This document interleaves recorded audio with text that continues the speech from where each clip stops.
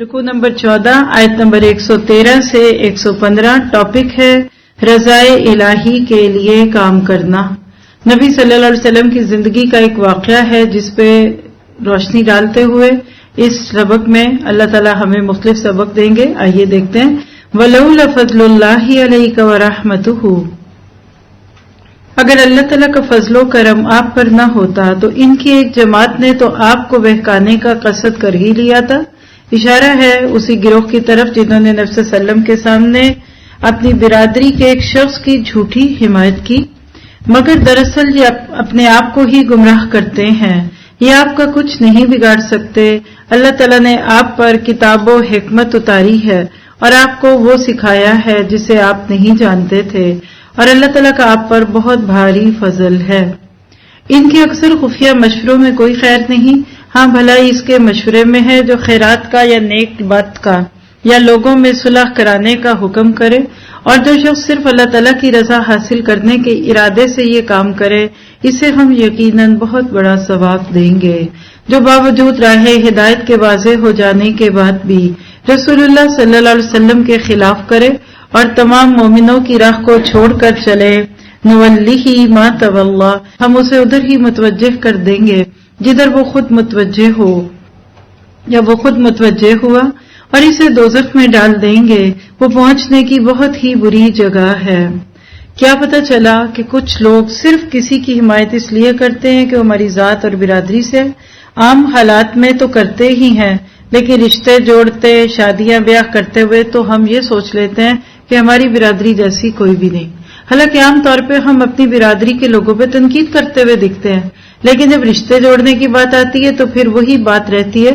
اللہ کے نبی نے فرمایا تھا کہ جو چیزیں میری امت میں بھی دور جاہلیت کی باقی رہیں گی اس میں سے ایک یہی ہے، یعنی ذات پات اور برادری۔ اس پہ کوشش کرنی چاہیے کہ حق کو معیار بنائیں، اپنی برادری سب سے اچھی ہے، شرط یہ ہے کہ وہ اللہ کے اس حکم پہ عمل کرے۔ تو ہم سب نے اس رکوع سے اپنے لیے عمل کی باتیں کیا لی کہ اللہ تعالیٰ کا ہم پر فضل ہے کہ اللہ نے ہمیں سمجھ بوجھ دی، لہذا ہم نے ہمیشہ ہر معاملے میں قرآن اور سنت سے رہنمائی لینی ہے۔ پھر اس میں پوشیدہ صدقہ و خیرات کرنے کی بھی بات ملی تھی، اللہ کرے ہم اس پہ بھی عمل کریں۔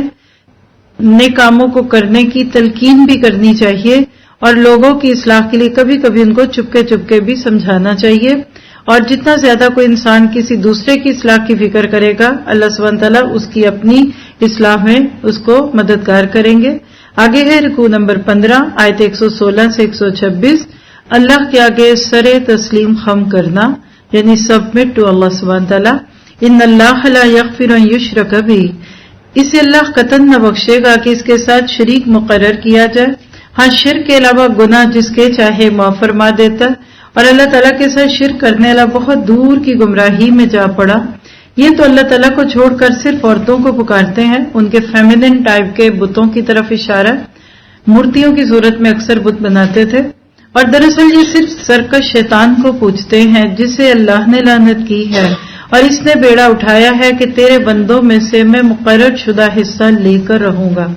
ذرا سا اس ایک آیت کو پڑھتے ہوئے شیطان کے بارے میں دل میں کچھ گرج محسوس کیجیے گا، کیونکہ اکثر دیکھا گیا کہ ہم اپنے بچوں کو بھی شیطان کہہ دیتے ہیں، لیکن شیطان کے پلاٹس کیا ہے؟ وَلَا أُمَنِّيَنَّهُمْ، اور اسی طرح سے وَلَا أُضِلَّنَّهُمْ، یعنی شیطان راستوں سے کیسے بھٹکاتا ہے۔ اور یہ وہ آیت ہے کہ جس کو پڑھنے کے بعد خاص طور پہ شرط یہ ہے کہ یہ اگر ہمیں سمجھ آ رہی ہو تو پھر کبھی بھی انسان شیطان کی ہر بات پہ آنکھیں بند کر کے نہیں چلتا، کیونکہ بہت ساری ایسی چیزیں ہوتی ہیں جس میں انسان پھر عقل بھی نہیں استعمال کرتا، اور خاص طور پہ وہ چیزیں جو دوسرے بہت سارے لوگ کرنے لگ جاتے ہیں۔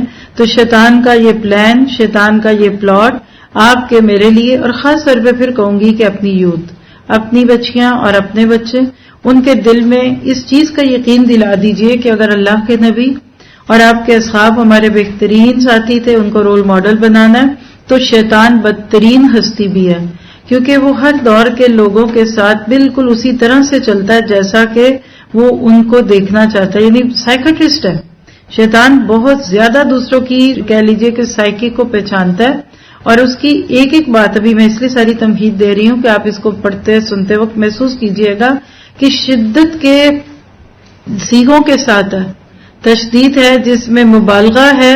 یہ نہیں کہہ دیا میں یہ کروں گا، اچھا میں دیکھوں گا، اگر میں یہ کر سکا تو میں کر لوں گا، ویسے ہے تو مشکل. تو پھر تو شیطان کبھی نہ بہکا سکتا. یعنی شیطان کی جو آپ کے میرے لیے قابل عمل بات ہے اس میں کیا ہے کہ کنوکشن. جو بات کریں، جو کام کریں اس کو فل کنوکشن کے ساتھ کریں. ادعوا اللہ وانتم موقنون بالاجابہ، حدیث میں آتا ہے کہ دعا ایسے مانگو کہ تمہیں اس کی قبولیت کا یقین ہو. تو شیطان کو پورا یقین تھا کہ میں آدم کی ذریت کو بہکا لوں گا، اسی لیے اس نے انگلش میں جس کو آپ کہہ سکتے ہیں نا کہ شیور شاٹ، یقیناً ایسا ہی ہوگا، میں کر سکتا ہوں، آئی کین ڈو دس، یہ میرے بائیں ہاتھ کا کھیل ہے، یہ میرے لیے بالکل مشکل نہیں.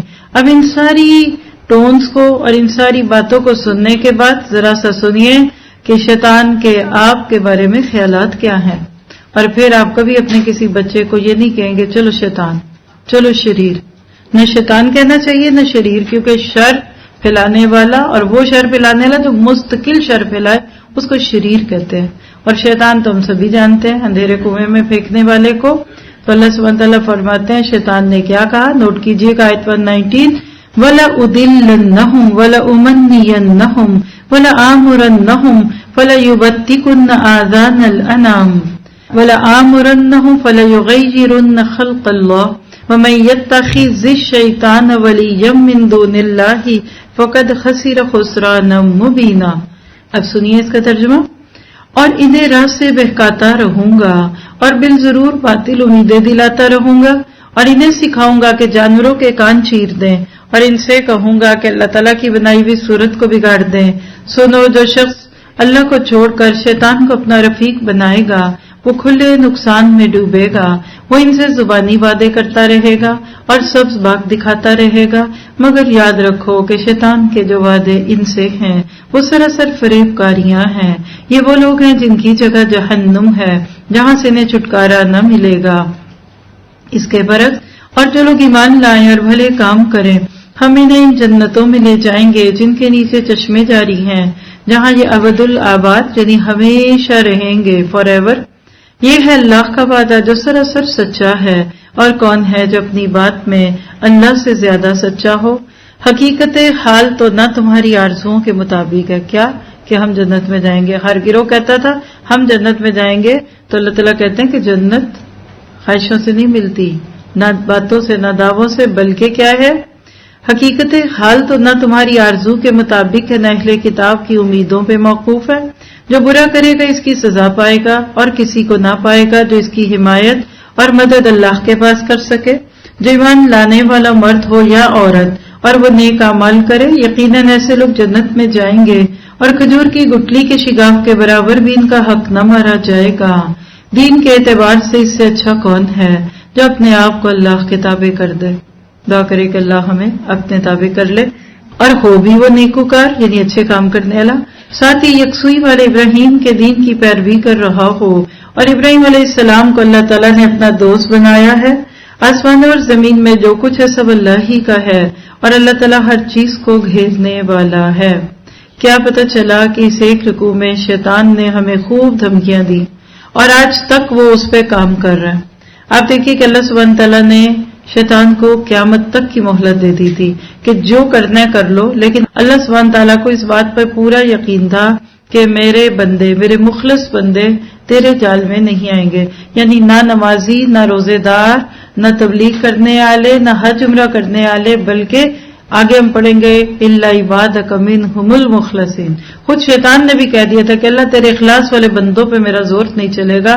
تو آپ صحابہ کرام سے اس سال یہ ضرور سیکھے گا کہ وہ مخلص تھے. مخلص کے مخلص کا فرق ہے، یہ سورہ صافات میں ہم پڑھیں گے. لیکن یہاں یہ بات نوٹ کیجئے کہ اس دنیا میں انسان کا سب سے بڑا مقابلہ، کمپٹیشن، جس کو آپ کہہ سکتے ہیں حزب اختلاف، کون ہے؟ شیطان. اور مزے کی بات بتاؤں، شیطان کے پاس کوئی طاقت نہیں ہے. Nothing, he can do nothing. آپ کے میرے پاس زیادہ طاقت ہے اس سے. وہ صرف اتنا کر سکتا ہے کہ انسان کو لفظی وعدوں کا فریب دے اور فرضی تمناؤں میں الجھائے، اور اس طرح وہ لوگوں کو حق سے دور کر دیتا ہے. شیطان کی گمراہی کی دو خاص صورتیں ہوتی ہیں، دو طریقوں سے. نمبر ایک، توہم پرستی. بندے کے دل میں وہم ڈالتا ہے اس کو سپرسٹیشیس کا عادی کر دیتا ہے. اور دوسری بات جس کا اس آیت میں بھی ذکر ہوا ہے، اللہ کی تخلیق میں فرق کرنا. توہم پرستی کیا ہے کہ کسی چیز سے ایسے نتیجے کی امید رکھ لی جائے جو اس کا نتیجہ نکلنے والا نہیں. جھوٹی تمنائیں، آرزویں، خود ساختہ مفروض ہے، یہ کر لو تو جنتی، وہ کر لو تو جنتی، اور اس کی بنیاد پہ انسان عمل چھوڑ دے. اور حقیقت یہ ہے کہ اللہ کے سوا کسی کے پاس یہ طاقت نہیں ہے کہ وہ انسان کی زندگی میں کوئی ایسی بات لا سکے. اور دوسرا شیطان کا طریقہ کیا ہے، لکھ کے رکھ لیجئے. آج تو اس کی تفسیر میں 2 صفحے بولنے کی اور کرنے کی اور کہنے کی ضرورت ہے، لیکن صرف ابھی اتنی بات کہہ دیتی ہوں کہ شیطان کا دوسرا طریقہ واردات کیا ہے کہ اللہ کے بتائے ہوئے نقشے کو بدل دے. اور اللہ نے انسان کو جس نقشے پہ پیدا کیا نا وہ فطرت ہے. فطرت اللہ التی فطر الناس علیہا، ہم سورہ شورى میں جا کر پڑھیں گے کہ بندہ فطرتاً اپنی توجہ کو اللہ کی طرف لگائے. اور فطرت کو بدلنا یہ ہے کہ انسان کی توجہ کو بدل دے، انسان کے لیے غیر اہم کو اہم بنا دے اور غیر ضروری کو ضروری بنا دے، یا پھر کسی مقصد کے حصول کا جو طریقہ فطری ہے اس کو بدل کر خود ساختہ طریقے اختیار کیے جائیں. آج کے LGBT پوری کی پوری اس میں آتی ہے، جینڈر ڈسکریمنیشن اس میں آتی ہے. پودوں میں سے وہ سب حصے نکال دو جس سے وہ ریپروڈیوس کر سکے. عورت کا مرد بننا، عورت کے چہرے پہ کچھ ایسی تبدیلیاں کہ جس سے وہ مرد لگنے لگے. عورت کا حال حلیہ مردوں والا، عورت کا لائف سٹائل مردوں والا. کمانا مرد نے تھا، وہ عورت کمانے لگ گئی. بچوں کو عورت نے پالنا تھا، وہ اب مرد حصہ ڈالنے لگے کیونکہ بیوی بھی جاب پہ جاتی ہے، اس لیے ایک دن پیمپر وہ بدلیں گی تو دوسرے دن بیٹی کا پیمپر باپ بدلے گا. آج دنیا آپ کو اس طرف لے رہی. یہ سب کچھ اس آیت کے اندر آتا ہے.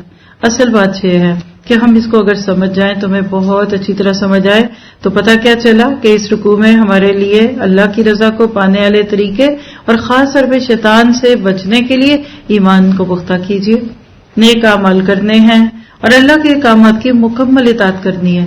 یاد رکھیے شیطان آپ کو مجھے پارشل سبمیشن سکھاتا ہے، اور جو پارشلی اللہ کا ہوگا نا تو مان لیجئے کہ ہاف پارشل جو ہوگا وہ شیطان کا ہی ہوگا. اسی طرح اللہ کے لیے یکسو ہونا، جو بندہ اللہ کے لیے فوکس ہو جائے گا نا شیطان اس کے اوپر کبھی قابو نہیں پائے گا. اسی کو اخلاص کہتے ہیں، اسی کو للہیت کہتے ہیں. اور اسی طرح سے ابراہیم علیہ السلام کے طریقوں کی پیروی کرنا اور دوسروں پر احسان کر کے بھول جائیے. جتنا زیادہ آپ اس پہ عمل کریں گے اللہ تعالیٰ آپ کے لیے اس کو آسان کرے گا. دعا کرتے ہیں اللہ ہمیں اور ہماری نسلوں کو شیطان سے بچا دے، نسلوں کی نسلوں کو، بچوں کے بچوں کو. دعا آج کے دور میں دینے والی ہے کہ اللہ آنے والی نسلوں کو آنے والے فتنوں سے بچانا. اور آنے والے فتنے چھوٹے نہیں ہیں، بڑے بڑے بھیڑیے ہیں، بڑے بڑے مگرمچھ ہیں جو منہ اٹھائے ہوئے ہیں. اگر میں نے اپنے بچوں کو ابھی سے شیطان سے دشمنی کا کانسیپٹ کلیئر نہ کیا تو ہو سکتا ہے کہ کل وہ خود بھی کئی ایسے کام کرنے میں آ جائیں اور اللہ تعالیٰ ان کو محفوظ رکھے. آگے ہے جی رکوع نمبر 16 آیت 127 سے 134. بھلائی انسان اپنے لیے کرتا، یعنی میرا آپ کے سر پہ کوئی احسان نہیں ہے اور آپ کا بھی نہیں ہے. جو اچھا کرے گا خود بھگتے گا، جو برا کرے گا خود بھگتے گا. کیسے؟ وَيَسْتَفْتُونَكَ فِي النِّسَاءِ، آپ سے عورتوں کے بارے میں حکم دریافت کرتے ہیں. آپ کہہ دیجئے کہ خود اللہ تعالیٰ ان کے بارے میں حکم دے رہا ہے. اور قرآن کی وہ آیتیں جو تم پر ان یتیم لڑکیوں کے بارے میں پڑھی جاتی ہیں اور جنہیں ان کا حق کے مہر تم نہیں دیتے اور انہیں اپنے نکاح میں لانے کی رغبت رکھتے ہو، اور کمزور بچوں کے بارے میں اور اس بارے میں کہ یتیموں کی کارگزاری انصاف کے ساتھ کرو. تم جو نیک کام کرو، اور بلا شبہ اللہ تعالیٰ اس سے پوری طرح جاننے والا ہے. اگر کسی عورت کو اپنے شوہر کی بد دماغی اور بے پرواہی کا خوف ہو تو دونوں آپس میں جو صلح کر لیں، اس میں کسی پر کوئی گناہ نہیں. صلح بہت بہتر چیز ہے، طمع ہر نفس میں شامل کر دی گئی. اگر تم اچھا سلوک کرو اور پرہیزگاری کرو تو تم جو کچھ کر رہے ہو اس پر اللہ تعالیٰ پوری طرح خبردار ہے. پیچھے ہم نے پڑھا تھا بگڑی ہوئی بیوی کو کیسے ٹھیک کیا جائے، یہاں بگڑے ہوئے شوہر کی بات ہے. نشوز عورت میں آ جائے تو اس کا طریقہ پڑھا. اسی صورت میں شوہر میں اگر کوئی بے اتنائی دیکھی جائے، شوہر بیوی بھی بنا کے رکھے لیکن بیواؤں والی زندگی کروا دے تو اللہ نے عورت کو پورا حق دیا. یعنی آپ دیکھیے کہ جب آپ قرآن پڑھتے ہیں، آپ میں آئے تھے ثواب لینے، آپ اور میں آئے تھے دور قرآن کرنے. ہم کہتے تھے چلو رمضان کی گھڑی ہیں کچھ اچھا کام کریں. آپ کے گھروں کی اصلاح ہے، آپ کو آپ کے حقوق اور آپ کے فرائض قرآن سکھاتے ہیں، اس سے زیادہ آپ کو کوئی اور نہیں سکھا سکتا. تو اللہ سبحانہ تعالیٰ فرماتے ہیں تم سے یہ تو کبھی نہ ہو سکے گا کہ اپنی تمام بیویوں میں ہر طرح عدل کرو، گو تم اس کی کتنی خواہش اور کوشش کر لو، بہت ساری تو کیا ایک بیوی کے حق بھی ہر مرد نہیں دے پاتا، کہاں ایک سے زائد بیویوں کی خواہش، جس کا سورت کے شروع میں تذکرہ ہوا۔ اس لیے بالکل ایک ہی کی طرف مائل ہو کر دوسری کو ادھر لٹکتی ہوئی نہ چھوڑو، اور اگر تم اصلاح کرو اور تقوی اختیار کرو تو بے شک اللہ تعالیٰ بڑی مغفرت اور رحمت والا ہے۔ اور اگر میاں بیوی جدا ہو جائیں تو اللہ تعالیٰ اپنی وسعت سے ہر ایک کو بے نیاز کر دے گا، اللہ وسعت والا اور حکمت والا ہے۔ یعنی عام حالات میں تو گھر نہیں توڑنے، لیکن اگر کوئی دین کا نقص ہے، کوئی اخلاقیات میں کمی ہے، ایسی چیز ہے کہ جس کو ان ایوائڈیبل کہا جا سکتا ہے، تو اللہ نے دروازہ واپسی کا کھول دیا۔ پھر یہ نہ سوچو کہ آگے کیا ہوگا، اب اس بچی کا آگے کیا ہوگا، اس مرد کا کیا ہوگا۔ یاد رکھیے ایمرجنسی ایگزٹ صرف بنائے جاتے ہیں، اکثر یوز نہیں ہوتے۔ طلاق از اے ایمرجنسی ایگزٹ، اس لیے یہاں اللہ نے یہ بات واضح کر دی کہ اس کو بالکل اتنا خراب کہہ دو کہ بیٹی شرابی، پاپی اور برے سے برے انسان کے ساتھ ساری زندگی گزار دے، اور تم اس کو کہتے نہیں بیٹا اس گھر سے تیرا جنازہ ہی آئے۔ یہ دعا تو آپ کر سکتے ہیں لیکن یہ حکم نہیں ہے۔ آج ہم نے ہندوؤں سے جو اور چیزیں لی اس میں یہ کانسیپٹ بھی لیا، اور خاص طور پہ یہ تو بتایا بھی نہیں کہ اچھے برے کے فرق پہ سٹینڈ کیسے لینا ہے۔ تو بہرحال ان موضوعات پہ مزید سمجھنے کے لیے ہمیں انشاءاللہ مزید وقت چاہیے۔ اللہ کرے کہ ہمارے گھروں میں امن اور چین آ جائے۔ زمین اور آسمانوں کی ہر چیز اللہ ہی کی ملکیت میں ہے، اور باقی ہم نے ان لوگوں کو جو تم سے پہلے کتاب دیے گئے اور تم کو بھی یہی حکم کیا ہے کہ اللہ سے ڈرتے رہو، اور اگر تم کفر کرو تو یاد رکھو کہ اللہ تعالیٰ کے لیے ہے جو کچھ آسمانوں میں ہے اور جو زمین میں، اور اللہ تعالیٰ بہت بے نیاز اور تعریف کیا گیا ہے۔ اللہ کے اختیار میں آسمانوں کی سب چیزیں اور زمین کی بھی، اور اللہ تعالیٰ کارساز کافی ہے۔ اگر اسے منظور ہو تو اے لوگو وہ تم سب کو لے جائے۔ دیکھیے دھمکی ہے بہت بڑی کہ تم میں سے کوئی بھی اللہ کی ضرورت نہیں ہو، تم سب کو لے جائے اور دوسروں کو لے آئے۔ اللہ تعالیٰ اس پر پوری قدرت رکھنے والا ہے۔ جو شخص دنیا کا ثواب چاہتا ہو تو یاد رکھو کہ اللہ تعالیٰ کے پاس تو دنیا اور آخرت دونوں کا ثواب موجود ہے، اور اللہ تعالیٰ بہت سننے والا اور خوب دیکھنے والا ہے۔ کیا پتہ چلا؟ اللہ کی رضا کو پانے کے لیے ہمیں اس بات کا یقین رکھنا ہے کہ ہر کام جو میں اس دنیا میں کروں گی مجھے اس کا بدلہ آخرت میں ملے گا۔ پھر عمل کرنا آسان ہو جاتا ہے۔ پھر کوئی نیکی کرے نہ کرے آپ کی بلا سے، آپ تو کریں گے۔ پھر یتیموں کے ساتھ انصاف کا حکم ہے، نیکی اور بھلائی کے کام کرنے کی دعوت ہے، بیویوں کے درمیان عدل کرنے کا حکم اور احسان کا معاملہ کرنا ہے اور صلح کرنا ہے۔ عام حالات میں انسان کا مزاج صلح والا ہونا چاہیے، لیکن جب حالات بگڑنے لگے تو پھر بچیوں کو ایسے ہی لٹکتا ہوا نہیں چھوڑ دینا چاہیے۔ آخری رکوع ہے پارے کا، رکوع نمبر 17 آیت 135 سے 141۔ عدل اور انصاف کی گواہیاں۔ یا ایھا الذین آمنوا کونوا قوامین، اے ایمان والو عدل و انصاف پر مضبوطی سے جم جانے والے اور خوشنودی مولاخ کے لیے سچی گواہی دینے والے بن جاؤ، گو وہ خود تمہارے اپنے خلاف ہو یا اپنے ماں باپ کے یا رشتہ داروں عزیزوں کے۔ وہ شخص اگر امیر ہو یا فقیر ہو تو دونوں کے ساتھ اللہ کو زیادہ تعلق ہے، اس لیے تم خواہش نفس کے پیچھے پڑ کر انصاف نہ چھوڑ دینا، اور اگر تم نے کچھ بیانی کی یا پہلو تہی کی یعنی بات کو بدلا تو جان لو کہ جو کچھ تم کرو گے اللہ تعالیٰ اس سے پوری طرح باخبر ہے۔ اے ایمان والو اللہ تعالیٰ پر اور اس کے رسول پر اور اس کی کتاب پر جو اس نے اپنے رسول پر اتاری ہے اور ان کتابوں پر جو اس سے پہلے نازل فرمائی گئی ہیں ایمان لاؤ۔ جو شخص اللہ تعالیٰ سے اور اس کے فرشتوں سے اور اس کی کتابوں سے اور اس کے رسولوں سے اور قیامت کے دن سے کفر کرے وہ تو بہت بڑی دور کی گمراہی میں جا پڑا۔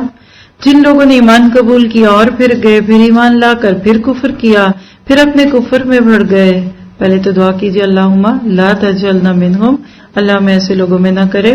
اللہ تعالیٰ یقیناً انہیں نہ بخشے گا اور نہ انہیں راہ ہدایت سمجھائے گا۔ منافقین کو اس امر کو پہنچا دو کہ ان کے لیے دردناک عذاب یقینی ہے، جن کی حالت یہ ہے۔ بڑی اہم آیات ہے، نفاق کا پول کھل رہا ہے ان آیات میں، آپ دیکھیں گے کیا حالت ہے نفاق کی، یعنی نفاق کی طرف لے جانے والی چیز کفار سے دوستیاں۔ کیا؟ ان کو کہہ دو کون؟ جن کی حالت یہ ہے کہ مسلمانوں کو چھوڑ کر کافروں کو دوست بناتے پھرتے ہیں۔ کیا ان کے پاس عزت کی تلاش میں جاتے ہیں؟ تو یاد رکھیں کہ عزت تو ساری کی ساری اللہ کی ہے۔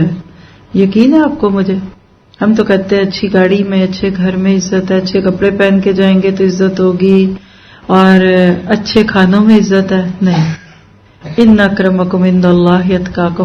سب کچھ کیجیے، اچھے کپڑے بھی پہنے، اچھی گاڑیاں بھی رکھیں، کھانے بھی کھائیں، لیکن اس کو عزت کا معیار نہ بنائیں. اللہ اسی بندے کے آگے آپ کو بے عزت کر دے گا جس کے لیے آپ نے یہ سب کچھ کیا ہوگا. پھر فرمایا، اور اللہ تعالیٰ تمہارے پاس اپنی کتاب میں یہ حکم اتار چکا ہے کہ تم جب کسی مجلس والوں کو اللہ تعالیٰ کی آیات کے ساتھ کفر کرتے اور مذاق اڑاتے ہوئے سنو تو اس مجمع میں اس کے ساتھ نہ بیٹھو جب تک کہ وہ اس کے علاوہ اور باتیں نہ کرنے لگیں، ورنہ تم بھی اس وقت انہیں جیسے ہو جاؤ گے. یقیناً اللہ تعالیٰ تمام کافروں اور سب منافقین کو جہنم میں جمع کرنے والا ہے. کیا پتہ چلا کہ بری صحبت اچھے مسلمانوں کو کفر پہ لے آتی ہے. آج بھی ہماری بہت ساری نسلیں بری دوستیوں اور برے ماحول سے بدلتی ہیں. آپ کہتے ہیں نہیں میرے بچے کا تو کوئی دوست ہی نہیں، تو آپ کے بچوں کے دوست ان کے ہاتھوں میں گیجٹ ہیں. آج کا گوگل ان کا دوست ہے، آج کے بڑے بڑے چینلز ان کے دوست ہیں. ہمیشہ اپنے بچوں پہ نظر رکھیے. آپ مسلم ملک میں بیٹھیں اس کا یہ نہیں مطلب کہ آپ کے بچے نیک پاک ہوں گے. باہر والے بھی بہت نیک ہو جائیں گے اگر صحبت اچھی ہوگی، اور جہاں کے بھی خراب ہو سکتے ہیں. خانہ کعبہ حرم میں بیٹھا ہوا بچہ بھی غلط چیزیں دیکھتا ہوا پایا گیا. اصل بات یہ ہے کہ صحبت انسان کے اوپر بہت گہرا اثر ڈالتی ہے. یہ لوگ آپ کے انجام کار کا انتظار کرتے رہتے ہیں، پھر اگر آپ کو فتح اللہ دے تو یہ کہتے ہیں کہ ہم تمہارے ساتھی نہیں، اور اگر کافروں کو تھوڑا سا غلبہ مل جائے تو ان سے کہتے ہیں کیا ہم تم پر غالب نہ آنے لگے تھے، اور کیا ہم نے تمہیں مسلمانوں کے ہاتھوں سے نہ بچایا تھا. بس قیامت میں خود اللہ تعالیٰ تمہارے درمیان فیصلہ کرے گا، اور اللہ تعالیٰ کافروں کو ایمان والوں پر ہرگز راہ نہ دے گا. کیا پتہ چلا کہ اگر آپ اور میں چاہتے ہیں کہ رضی اللہ عنہم ورضوا عنہ میں شامل ہوں تو نمبر 1 انصاف کے لمبردار بن جائیے. اللہ کے نام پر گواہ بنیے، یعنی سچی گواہیاں دیجیے، سچی بات کہیے، منافقت کی روش اختیار نہیں کرنی، عزت کی طلب میں انسانوں کے پاس نہیں جانا، ایمان کے تقاضے پورے کرنے ہیں، بری صحبت سے خود بھی بچنا ہے اور اپنے بچوں کو بھی بچانا ہے. آخر میں آیت نمبر 142 سے 147 ہے دین کو اللہ کے لیے خالص کرنا. بہت سننے والی آیات ہیں، غور و فکر والی آیات ہیں، کیونکہ یہ پوری کی پوری آیات نفاق کے درجوں کو بیان کرتی ہیں. ان المنافقین یخادعون اللہ وہو خادعهم، بے شک منافق اللہ تعالیٰ سے چال بازیاں کر رہے ہیں. اس کو دل پہ لیجئے، اور وہ انہیں اس چال بازی کا بدلہ دینے والا ہے. اور جب نماز کو کھڑے ہوتے ہیں تو بڑی کاہلی کی حالت میں کھڑے ہوتے ہیں، صرف لوگوں کو دکھاتے ہیں، اور یاد الہی تو یوں ہی سی برائے نام کرتے ہیں، یعنی ان کو نماز میں بھی اللہ یاد نہیں آتا، فلم دیکھتے ہوئے کہاں آئے گا. وہ درمیان میں ہی معلق ڈگمگا رہے ہیں، مذبذبین بین ذالک لا الہ الائی ولا الہ الائی، نہ پورے ان کی طرف اور نہ صحیح طور پر ان کی طرف. جس کو کہتے ہیں نا کہ کوا چلا ہنس کی چال اپنی بھی بھول گیا، آدھے تیتر آدھے بٹے. نہ یہ مسلمان رہتے ہیں نہ کافر ہوتے ہیں، یہ بیچ کا ایک تیسرا رنگ بن جاتے ہیں. آپ دیکھیں میٹھی چیز میں نمک ڈال دیں یا نمک کی جگہ چینی ڈال دیں نا تو کوئی ایک اور ہی نیا ٹیسٹ بن جاتا ہے. اسلام میں کفر ڈال دیا جائے تو نفاق کا ٹیسٹ بن جاتا ہے، جس کا نہ اسلام سے کوئی تعلق ہے نہ کفر سے کوئی تعلق ہے. اور جسے اللہ تعالیٰ گمراہی میں ڈال دے تو اس کے لیے کوئی راہ نہ پائے گا. یا ایھا الذین آمنوا، بڑی پیاری ایڈوائز ہے پارے کے آخر میں، مومنوں کو چھوڑ کر کافروں کو دوست نہ بناؤ. کیا تم یہ چاہتے ہو کہ اپنے اوپر اللہ تعالیٰ کی صاف حجت قائم کر لو؟ یعنی تم اللہ کو موقع دے رہے ہو کہ تمہیں پکڑ لے اس جرم میں. منافق تو یقیناً جہنم کے سب سے نیچے کے طبقے میں ہوں گے. ہوا ہاویہ، جہنم کے سب سے چھوٹا آخری درجے اوپر ہوتے ہیں نا تو در کے نیچے ہوتے ہیں. آپ کو پتہ ہے کہ تنور میں یا اون میں سب سے زیادہ آگ کہاں ہوتی ہے؟ جو آگ کے قریب ہو، نیچے. تو جہنم کا سب سے نچلا طبقہ اس کا نام ہے ہاویہ. ہوا سے خواہش پرست لوگ، وہاں منافق پھینکے جائیں گے. اللہ میں نفاق سے بچائے، درنگے پن سے بچائے، قول و فعل کے تضاد سے بچائے. ناممکن ہے کہ تو ان کا کوئی مددگار پالے، یعنی نفاق کا اتنا برا انجام. کافروں کے لیے نہیں یہ بات کہی، منافقوں کے لیے کہی کہ سب سے نیچے. اب کیا کریں؟ اب نفاق سے نکلنے کے راستے الا الذین تابوا، ہاں مگر جو توبہ کریں اور اصلاح کریں اور اللہ پر کامل یقین رکھیں اور خالص اللہ ہی کے لیے دینداری کریں، یعنی سچے دیندار بن جائیں. تو یہ لوگ مومنوں کے ساتھ ہیں، اللہ تعالیٰ مومنوں کو بہت بڑا اجر دے گا۔ اور آخری آیت میں تو شعور کو بیدار کیا جا رہا ہے، ما یفعل اللہ بعذابکم، اللہ تمہیں سزا دے کر کیا کرے گا؟ ان شکرتم، لئن شکرتم والی بات کو ذہن میں لائیے، اگر تم شکر گزاری کرتے رہو اور ایمان والے بنو، وَكَانَ اللَّهُ شَاكِرًا عَلِيمًا، اللہ تعالیٰ بہت قدر کرنے والا اور پورا علم رکھنے والا ہے۔ ایسے لگتا ہے کہ غبارے میں سے ہوا نکل جاتی ہے، تم ساری زندگی اللہ تعالیٰ کا نام بھی لیتے رہے اور بالآخر در کی اسفل میں پہنچے، کیا ملا؟ آپ دیکھیے ساری زندگی کی نمازیں، عبادتیں، چلے روزے، کتنے مشکل روزے ہوتے ہیں، جنہوں نے نہ رکھے ان کو تو بڑے مشکل لگتے ہیں، جہاں گرمی ہے ادھر تو اور بھی مشکل ہے۔ اور اگر اینڈ پہ پتہ چلا جائے ہاں تم نے روزہ تو رکھا تھا لیکن وہ جو نفاق تھا نا اس کی وجہ سے سب ضائع ہو گیا، چلو اب در کے اسفل میں۔ جتنا دنیا میں گناہوں میں انڈلج ہوئے، جتنے گناہوں میں ڈوبے، اتنی گہری جہنم، اوپر جہنم میں نہیں، ان کو نیچے ڈالو، ذرا ان کو ڈبکیاں دلاؤ، ان کا ٹیمپریچر 100 120 180 نہیں 240 پلس کر دو۔ کبھی کسی چکن کو آپ نے اوون میں روسٹ ہوتے دیکھا ہو تو اس کو ذہن میں لائیے، ان المنافقین فی الدرک اسفل من النار۔ اور وجہ دیکھیے بات کہاں سے شروع ہوئی تھی؟ بری دوستیوں سے۔ جب دل سے کفر کی محبت ختم ہوتی ہے نا تو نفاق آ جاتا ہے۔ ہم کہتے کیا ہے ویلنٹائن ہے نا، کیا ہے کرسمس ہے نا، حضرت فاطمہ بناتی ہیں ایسی چیزیں۔ حضرت فاطمہ اور علی کے دور میں اگر یہ نام ہوتے تو ان کا کیا اس پہ عمل ہوتا؟ اس بات پہ پارے کو پورا کروں گی کہ ہم سب کو اپنی فکر کرنی ہے، کوئی اپنے آپ کو پاک نہ سمجھے۔ ادھر تو بڑے بڑے صحابہ، 70 سے زائد صحابہ کو اپنے اوپر نفاق کا اندیشہ تھا۔ حضرت عمر تو حضرت حذیفہ سے پوچھا کرتے تھے میرا نام تو اس لسٹ میں نہیں جو نبی نے آپ کو بتا دی، اور آپ میں کیسے بچ گئے؟ صرف نمازیں پڑھ کے، اور وہ نمازوں کی حالت تو کوئی دیکھے، ہماری عبادات کو تو کوئی دیکھے، ہماری تو نیکیوں میں بھی اتنے گناہ ہیں کہ اس پہ بھی پھر توبہ کرنے کی ضرورت ہے۔ تو اللہ تعالیٰ سے دعا ہے کہ وہ ہمیں عمل کی توفیق عطا فرمائے۔ سبحان ربک رب العزت عما یصفون وسلام علی المرسلین والحمد للہ رب العالمین۔ اللہ تعالیٰ ہمیں دنیا سے لے جانے سے پہلے ہر طرح کے قول و فعل کے تضاد سے بھی پاک کر دے، اور اللہ تعالیٰ ہمیں اس بات کی توفیق دے کہ ہم دنیا میں اپنے آپ کو پاک کر لیں اس سے پہلے کہ اللہ ہمیں پاک کرے۔ آپ دیکھیے دھبا لگ جائے نا تو اس کو فوراً دھو لے نا تو صاف ہو جاتا ہے، اور اگر تھوڑی دیر رکھ دیں تو پھر صابن لگانا پڑتا ہے، اور تھوڑی دیر پڑا رہے تو بلیچ، اور پکا داغ ہو جائے تو اس کو پھر بھٹی میں پکانا پڑتا ہے۔ تو کچھ لوگوں کے گناہ جہنم کی بھٹیوں میں جا کر پکائے جائیں گے اور اتارے جائیں گے۔ کوئی ایسے دھوکے نہ رکھیے اپنے دل دماغ میں۔ کیا سیکھا 5ویں پارے میں؟ صحابہ کرام مقصد حیات کو پا گئے اور وہ کامیاب ہو گئے۔ اللہ آپ کو مجھے بھی کامیاب کر دے، اور جب تک اپنا محاسبہ نہ کریں بات نہیں بنے گی۔ سمجھدار ہے وہ شخص جو اپنا محاسبہ کرے، آخرت کی بہتری کے لیے نیکیاں کرے، اور عاجز ہے وہ جو اپنے نفس کی لگام شیطان کے ہاتھ میں دے دے، خواہشات کی پیروی کرتا پھرے، اور اللہ تعالیٰ سے آخرت کے انجام کی امید رکھے۔ خود سے پوچھئے کیا میں نے انصاف کا جھنڈا تھام لیا؟ کیا میں اللہ کی بجائے لوگوں سے عزت کی خواہش تو نہیں رکھتی؟ کیا میں اللہ کی آیات کے مقابلے میں غلط طور طریقوں کو تو نہیں اپناتی؟ اور کیا میری زندگی میں اللہ تعالیٰ سے محبت موجود ہے؟ اور جتنا زیادہ ہم اللہ تعالیٰ سے راضی ہوں گے اللہ ہم سے راضی ہوگا۔ رضی اللہ عنہم ورضوا عنہ ذالک لمن خشی ربہ۔ السلام علیکم۔